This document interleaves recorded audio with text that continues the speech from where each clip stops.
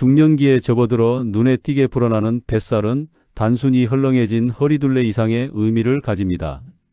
이는 우리 몸의 대사 시스템에 중대한 변화가 발생했음을 알리는 강력한 신호입니다. 특히 중년의 뱃살은 대부분 피부 아래에 존재하는 피하, 지방이 아닌 간과 장기 사이에 축적되는 내장 지방 형태를 띠기 때문에 더욱 위험합니다. 내장 지방은 단순한 에너지 저장소를 넘어 염증 유발 물질인 아디포카인을 끊임없이 분비하며 혈관과 장기에 만성적인 염증을 일으킵니다. 이는 고혈압, 당뇨병, 심혈관 질환의 직접적인 도화선이 됩니다. 따라서 중년의 다이어트는 체중계 숫자를 낮추는 것이 아닌 이 위험한 내장 지방을 제거하는 것을 최우선 목표로 삼아야 합니다. 시간의 흐름에 따른 자연스러운 노화 과정에서 우리 몸은 기초 대사율이 점진적으로 감소하며 근육량이 줄어드는 근감소증이 동반됩니다. 젊을 때와 똑같이 먹어도 살이 찌는 것은 바로 이 근본적인 대사 변화 때문입니다. 여기에 관절의 퇴행성 변화가 시작되면서 무릎이나 허리에 부담을 주는 고강도 운동은 부상의 위험을 높여 지속 가능성을 떨어뜨립니다. 바로 이 지점에서 걷기 운동이 중년의 뱃살 관리에 있어 가장 과학적이고 안전하며 궁극적으로 효율적인 해법으로 제시됩니다. 걷기는 우리 몸의 에너지 시스템을 체지방을 주 에너지원으로 활용하도록 유도하는 데 가장 적합한 강도입니다. 너무 강하지 않은 규칙적인 움직임은 인슐린 민감도를 개선하여 혈당 조절 능력을 향상시키고 이는 곧 내장 지방이 쌓이는 근본적인 원인을 차단하는 결과를 가져옵니다. 걷기는 중년에게 있어 부상의 위험을 최소화하면서도 대사 환경 자체를 젊게 되돌리는 최적의 장기 투자입니다. 그냥 걷기는 이제 그만 내장 지방을 태우는 바른 자세와 황금 속도의 비밀. 걷기 운동의 잠재력을 100% 끌어내려면 단순한 산책이나 이동수단으로서의 걷기를 멈추어야 합니다. 내장 지방을 녹이는 걷기로 만들기 위해서는 걷는 자세와 속도에 대한 정밀한 조정이 필수적입니다.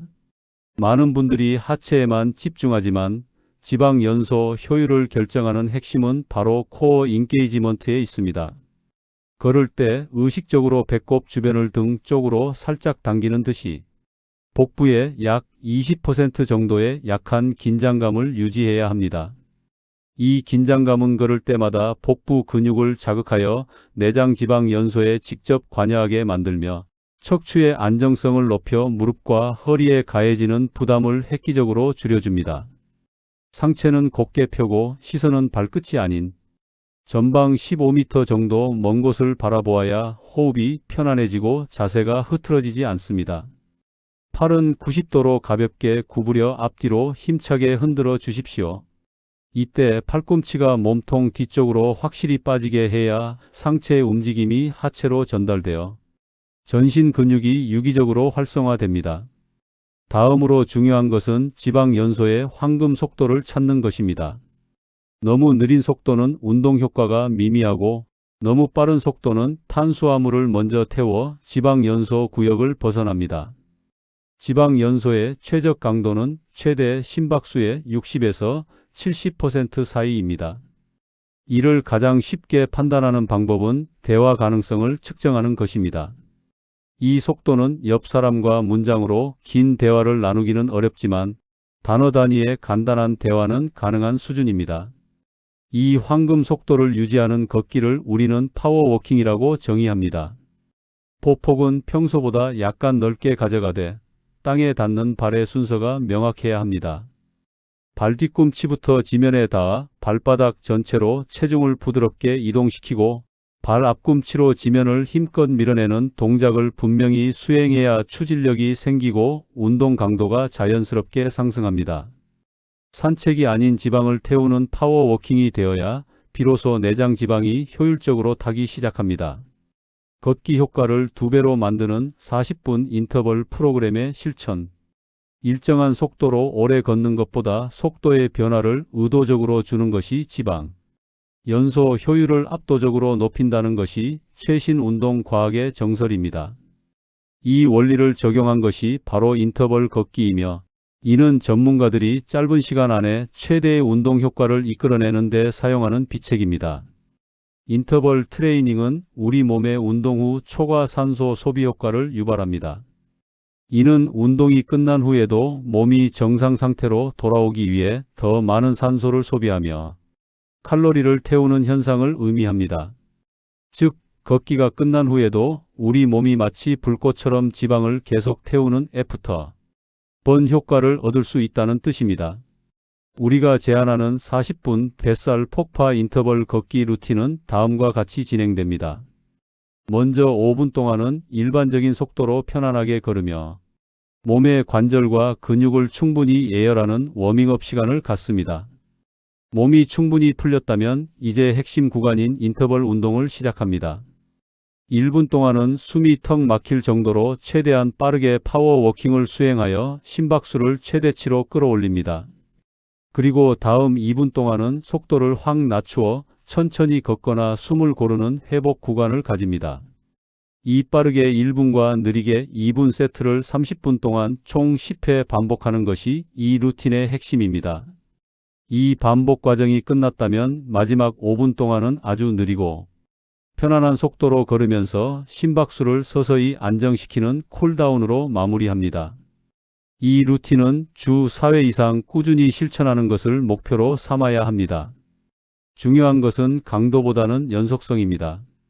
주 7일 모두 고강도로 걷는 것보다 주 45일은 인터벌 걷기를 실천하고 나머지 날은 가벼운 산책이나 휴식을 취하여 몸에 회복할 시간을 주는 것이 장기적인 뱃살 감량에 필수적입니다. 또한 아침 식사 전에 공복 상태에서의 걷기는 이미 체내 탄수화물 재고가 낮은 상태이므로 지방 연소 효율을 더욱 높일 수 있다는 전문가들의 조언을 참고하십시오. 뱃살 감량에 숨겨진 8알은 걷기지만 시너지 극대화를 위해서는 식단과 생활 습관도 중요합니다. 아무리 걷기 운동을 열심히 해도 뱃살 감량에 실패하는 분들이 있습니다. 전문가들은 뱃살 감량의 성공이 오로지 20%의 운동과 80%의 식단 및 생활 습관에 달려 있다고 단언합니다. 걷기 운동을 통해 얻은 긍정적인 신진대사의 변화를 유지하고 증폭시키려면 이 마지막 8알의 조언을 반드시 실천해야 합니다. 걷기 운동 후에는 우리 몸이 에너지를 보충하려는 강렬한 욕구를 느끼게 됩니다. 이때 무엇을 섭취하느냐가 내장 지방의 재축적을 막는 결정적인 요소입니다. 운동 직후 30분에서 1시간 이내에는 정제된 탄수화물 대신 단백질 위주의 식사를 하십시오. 단백질은 손상된 근육 섬유를 빠르게 회복시켜 기초 대사율 하락을 방어하며 포만감을 오래 유지시켜 불필요한 폭식을 방지합니다.